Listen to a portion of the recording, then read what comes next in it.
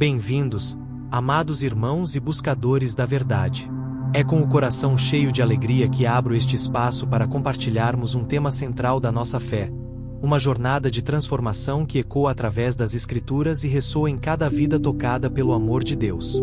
Permaneça conosco até o final deste vídeo, pois juntos vamos explorar a profunda transição da morte espiritual para a vida plena em Cristo, conforme nos ensina a poderosa passagem de Efésios 2:1-5. E como sempre, ao final, dedicarei uma oração especial por cada um de vocês que acompanha esta mensagem.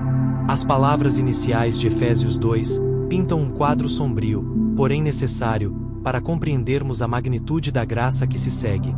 Ele vos vivificou, estando vós mortos nos vossos delitos e pecados. Essa afirmação contundente nos confronta com a nossa condição espiritual antes de Cristo. Não é uma doença passageira, uma fraqueza moral superficial. É uma morte espiritual. No contexto bíblico, a morte não se refere apenas à cessação da vida física, mas também à separação de Deus, a fonte de toda a vida.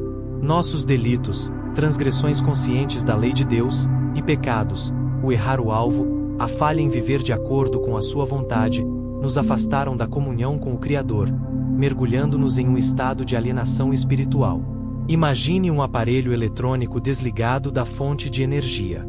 Ele pode ter um design complexo, componentes sofisticados, mas sem a eletricidade, ele é inerte, incapaz de cumprir seu propósito. Da mesma forma, o ser humano, criado à imagem e semelhança de Deus para viver em comunhão com Ele, torna-se espiritualmente morto quando separado dessa fonte de vida através do pecado. Essa morte espiritual se manifesta de diversas formas em nossas vidas, como a cegueira espiritual, a resistência à voz de Deus, a escravidão ao pecado, a separação de Deus e a justa condenação. É crucial reconhecermos essa nossa condição pregressa. Sem essa consciência da nossa morte espiritual, a vivificação em Cristo perde seu significado e sua glória. É como oferecer água a alguém que não sente sede. A preciosidade da oferta não será totalmente apreciada. Paulo continua a descrever a trajetória dessa morte espiritual no versículo 2, nos quais outrora andastes, segundo o curso deste mundo, segundo o príncipe das potestades do ar, do espírito que agora atua nos filhos da desobediência. Ele nos lembra que, em um tempo passado, nossa vida era moldada por duas influências poderosas e destrutivas.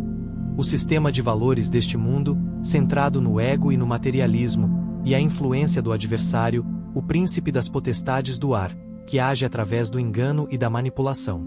Viver sob essas influências é viver em constante perigo espiritual, sendo guiado por forças que nos afastam de Deus e nos conduzem à destruição.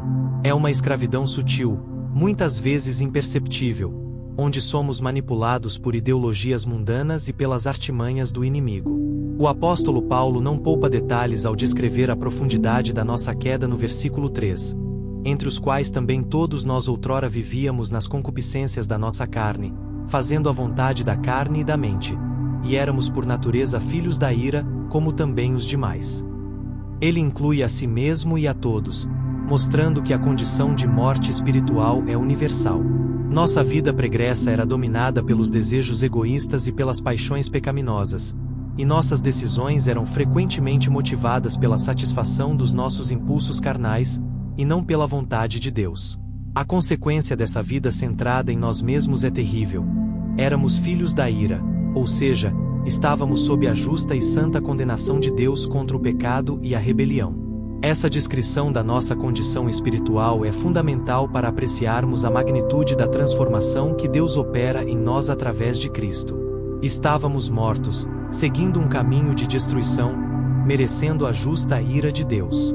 No meio dessa descrição sombria e desesperadora, surge uma conjunção adversativa que marca um ponto de inflexão na história da nossa salvação: mas Deus.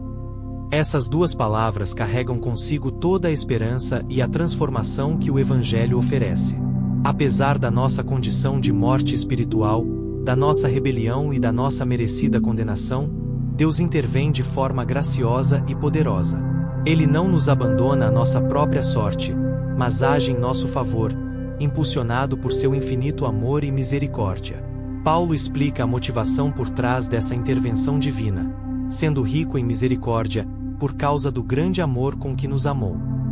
A misericórdia de Deus é a sua disposição de não nos dar o castigo que merecemos, enquanto o seu amor é a força motriz por trás de todo o plano da salvação. O resultado desse amor e misericórdia divinos é a nossa transformação radical. Estando nós mortos em nossos delitos, nos vivificou juntamente com Cristo. A vivificação é o ato de trazer à vida algo que estava morto. No nosso caso, é a restauração da nossa comunhão com Deus, o despertar da nossa natureza espiritual para a vida abundante em Cristo. Essa vivificação é um ato soberano de Deus, realizado em união com Cristo, e ela está intrinsecamente ligada à ressurreição de Jesus. Assim como Cristo ressuscitou, nós também morremos para a velha natureza pecaminosa e ressuscitamos para uma nova vida nele. Essa nova vida se manifesta no novo nascimento, na habitação do Espírito Santo, na comunhão com Deus e em uma nova identidade como filhos de Deus. Paulo conclui esse pensamento reafirmando a base da nossa salvação: pela graça sois salvos. Essa repetição serve para enfatizar que toda essa obra de transformação é um resultado da graça de Deus, sem qualquer mérito humano envolvido. A graça é um presente gratuito, oferecido a todos, mas recebido apenas por aqueles que, pela fé, estendem a mão para aceitá-lo. A compreensão da nossa jornada da morte espiritual à vida em Cristo pela graça transforma completamente a nossa perspectiva de vida, nos enchendo de humildade, gratidão, e nos levando a focar em Cristo, a amar ao próximo e a ter uma esperança inabalável para o futuro. Se você se identifica com a descrição da morte espiritual, saiba que há esperança. O mesmo Deus rico em misericórdia e grande em amor estende a sua mão graciosa para você hoje. O convite é simples. Reconheça a sua necessidade de salvação, arrependa-se dos seus pecados e creia em Jesus Cristo como seu Senhor e Salvador. Confie que Ele morreu na cruz para pagar a sua dívida e ressuscitou para lhe dar vida eterna. Ao fazer isso, você passará da morte para a vida, das trevas para a luz, da condenação para a graça. Não continue vivendo na inércia da morte espiritual. Desperte para a vida abundante que Cristo oferece. E agora, como prometido, elevo meus pensamentos e meu coração em oração por cada um de vocês que dedicou seu tempo a esta reflexão. Pai Celestial, Deus de toda a graça e misericórdia, em nome do Teu amado Filho Jesus Cristo, nos achegamos a Ti, com corações gratos e humildes. Senhor, reconhecemos a nossa antiga condição de morte espiritual. Mas Te louvamos, ó Deus, porque em Tua infinita misericórdia e grande amor, Tu nos vivificaste juntamente com Cristo. Obrigado, Pai, pela Tua graça abundante, pela qual somos salvos. Para aqueles que ainda não Te conhecem, concede-lhes a fé para crer. E para aqueles que já experimentaram essa transformação, fortalece a sua fé. Que vivam cada dia em gratidão, buscando Te agradar e testemunhando do Teu poder transformador. Derrama a Tua paz que excede todo o entendimento sobre cada coração. Em nome de Jesus, nós oramos e agradecemos. Amém. Que a paz e a vida de Cristo inundem o seu ser. Se esta mensagem tocou o seu coração, compartilhe este vídeo para que mais pessoas possam conhecer a maravilhosa graça de Deus. Que o Senhor te abençoe ricamente e te guarde sempre. Até o nosso próximo encontro.